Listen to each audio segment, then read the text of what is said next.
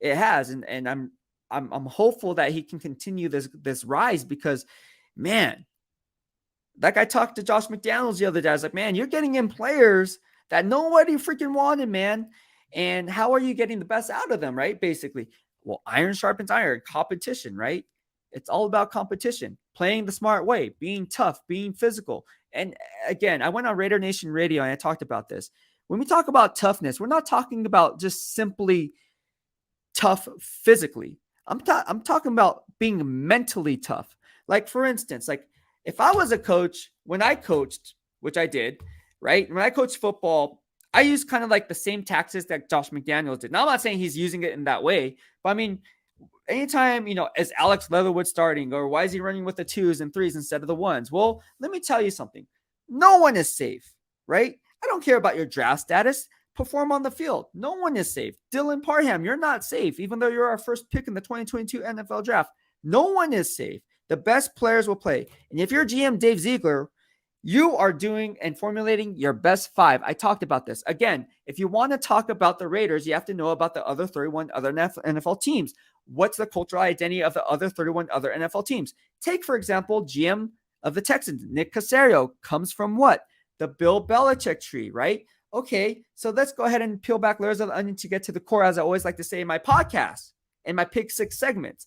Well, he likes to formulate what? The best 5. What does GM Dave Ziegler like to do? Formulate the best 5. All right, so when people say, oh, well, it's not the Patriot way, they're not the Patriots, we're doing the Raider way, I call it the winning way. You pick your best things that you learned from somebody and the best things that you learned from somebody else, and you formulate your own.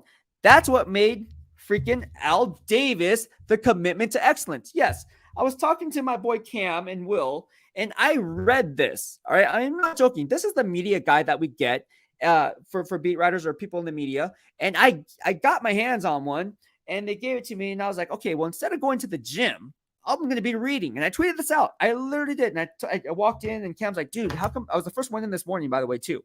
So I only got 3 hours of sleep. And so if you follow me on YouTube, you'd be like, dang, he really did only get 2 hours of sleep. So what I'm trying to say is, how does that translate to the Al Davis commitment to excellence? Well, let me tell you. All right. And I tweeted this stuff out there. Did you know that Al Davis formulated his Raiders vision for the team, right, based off 2 baseball teams? All right. The Dodgers and the Yankees. All right. The Dodgers and the Yankees. The Yankees were powerful. They're intimidating. He liked that home run. So if you want to put that in layman terms to football, it's that deep ball, right? And the Dodgers like to develop players. They like speed. So again, the Darius Hayward babe didn't work out. Okay. Drafted number 7 overall over Michael Crabtree, who was drafted number 10, I think. But who cares? Speed kills in the NFL, and it's true. So when you take that into account and you look at what Al Davis was doing, damn, he took the best of both worlds and best of both teams, 40-minute zone. And then he doubled down on those gains, right, by taking the John Wooden approach, applying the full court press with what? Press, cover, cornerbacks, which we're going to talk about later in this podcast, because that's what I saw today in today's practice, teaching the technique of press cover. But again, you're seeing these little things. And if, again, the whole point of covering the team is so I can have a better grasp of not only the future, but the past as well. Because in order to formulate, you learn from the past in order to formulate the better future, right? Like if you're going to freaking cover a team, you better know how many Super Bowls they won. You better know what years they won them in. And you better know exactly the foundation of what the Raider way is all about. All right. So that's where I'm at.